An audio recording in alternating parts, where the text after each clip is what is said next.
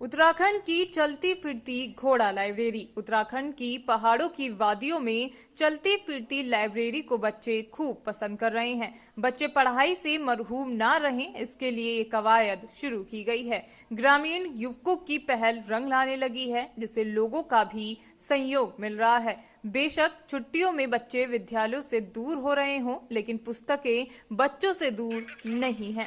नैनीताल जिले के सुदूरवर्ती कोटाबाग विकासखंड के गांव बाघनी, जलना, महलधुरा, आलेख, गोटिया, धिनवा, खरक, बासी में भयंकर बरसात के बाद हुई छुट्टियों में भी हिमोत खान द्वारा संकल्प यूथ फाउंडेशन संस्था की मदद से बच्चों तक बाल साहित्यिक पुस्तकें पहुंचाई जा रही हैं।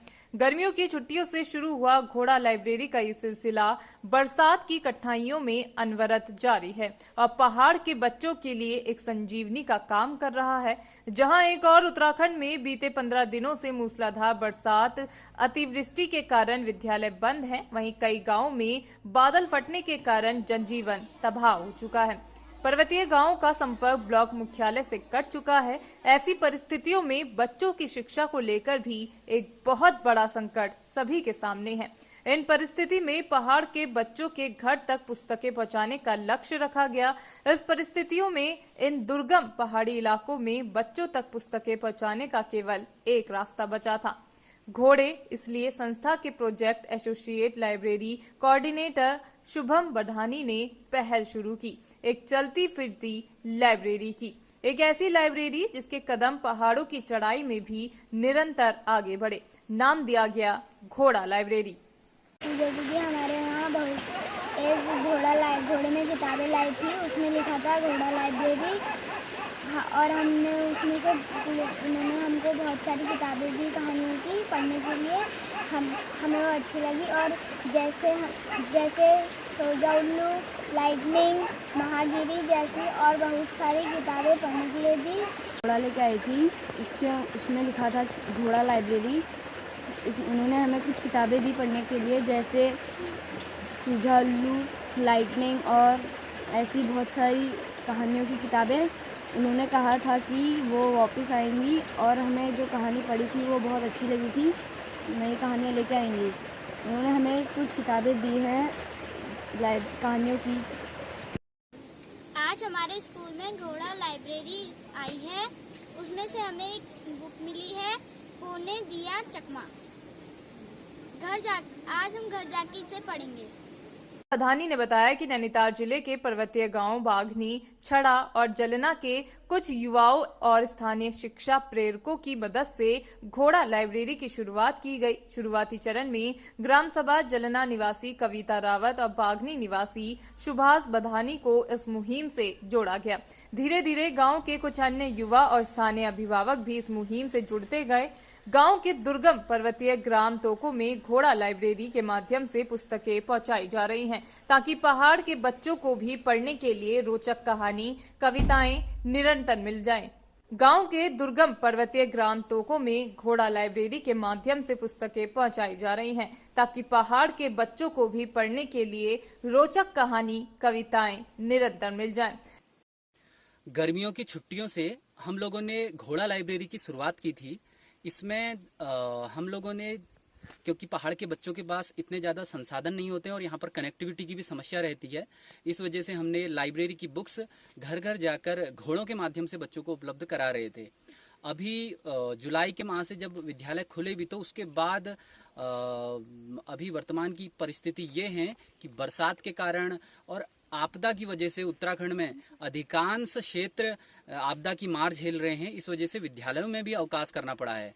विद्यालयों में अवकाश के कारण कहीं ना कहीं बच्चों को लर्निंग लॉस हो रहा है। इस वजह से हम लोगों ने पुनः एक बार घोड़ा लाइब्रेरी की शुरुआत की है। हम लोग आपदाग्रस्त इलाकों में जाकर घोड़ा लाइब्रेरी के माध्यम से अलग अलग पर्वतीय गांवों के तोकों में बच्चों को लाइब्रेरी बुक्स उपलब्ध करा रहे हैं। इसमें कम्युनिटी का भी हमें बहुत सहयोग मिल रहा है। कम्युनिटी द्वारा हमें निःशुल्क घोड़े उपलब्ध कराए जा रहे हैं और हमारी संस्थाओं द्वारा बुक्स घोड़े पर लाद कर अलग अलग तोकों में ले जाई जा रही हैं और बच्चों को प्रोवाइड की जा रही हैं।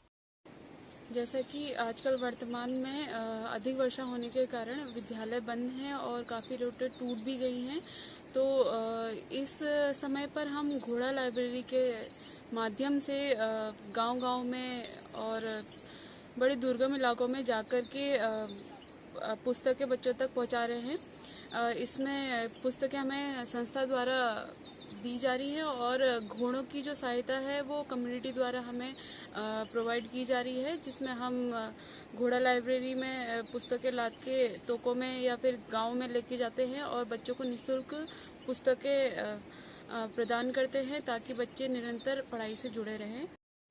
जी सर, ये जो हमारा घोड़ा लाइब्रेरी हमने जो स्टार्ट किया है, इसका मुख्य उद्देश्य है जो ये अभी हमारे पहाड़ में निरंतर स्कूल बंद है बारिश की वजह से, तो यहाँ पे बच्चे थोड़ा पढ़ाई से दूर भाग रहे हैं। तो हमारा यही उद्देश्य है कि मुख्य हम घोड़ा लाइब्रेरी के माध्यम से बच्चों को किताबें उपलब्ध करा रहे हैं, वो भी घर घर जाके। हम गांव के अलग अलग तोकों में जा रहे हैं और घोड़ा लाइब्रेरी के माध्यम से उनको बच्चों को किताबें उपलब्ध करा रहे हैं। और इसमें हमारे जो कम्युनिटी है उसका सहयोग है कि घोड़े हमें कम्युनिटी उपलब्ध करा रही है। इस मुहिम की सबसे खास बात ये है कि इसमें घोड़ों का सहयोग कम्युनिटी द्वारा दिया जा रहा है। अभिभावकों के बीच से किसी एक अभिभावक द्वारा हफ्ते में एक दिन के लिए अपने घोड़े का सहयोग घोड़ा लाइब्रेरी के लिए दिया जाता है। घोड़ा लाइब्रेरी के माध्यम से पहाड़ों में आजकल बच्चों को किताबें बांटी जा रही हैं, तो जो भी किताबें बांटी जा रही है बच्चों को इससे काफ़ी फ़ायदा हो रहा है। बरसात में बारिश के कारण स्कूल है काफ़ी टाइम से बंद हैं, तो बच्चे शिक्षा से कहीं ना कहीं इन चीज़ों से दूर होते जा रहे थे। तो घोड़ा लाइब्रेरी के माध्यम से जो भी बुकें बच्चों को बांटी गई है तो शिक्षा में काफ़ी फ़ायदा हुआ है। हम लोगों ने भी अपनी तरफ से काफ़ी मदद की है, मुफ्त घोड़े इन लोगों को मुहैया कराए हैं बुकें बांटने के लिए। कहते हैं अगर मन में कुछ करने की चाहत और लगन हो तो इंसान के लिए कुछ भी नामुमकिन नहीं है और विपरीत परिस्थितियों में भी वो अपना लक्ष्य हासिल कर लेता है और तमाम मुश्किल हालात भी उसके आड़े नहीं आते हैं। ऐसा ही कुछ शुभम और उनकी टीम ने करके दिखाया।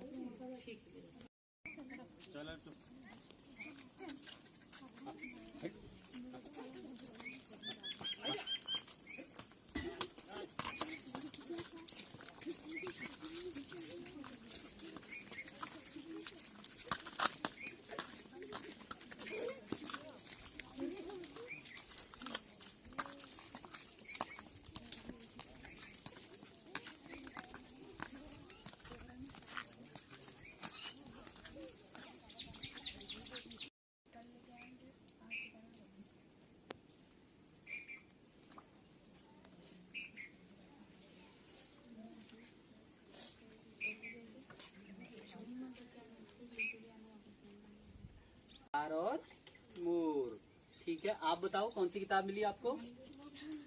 हाँ, नंगू पंगू। आप बताओ आपको कौन? सब कहानी दो कुत्तों की।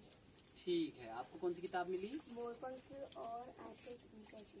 ठीक है, तो अगली आपको कौन सी किताब मिली? ठीक है, ये लो, ये है किताब आपकी। कौन सी किताब है आप?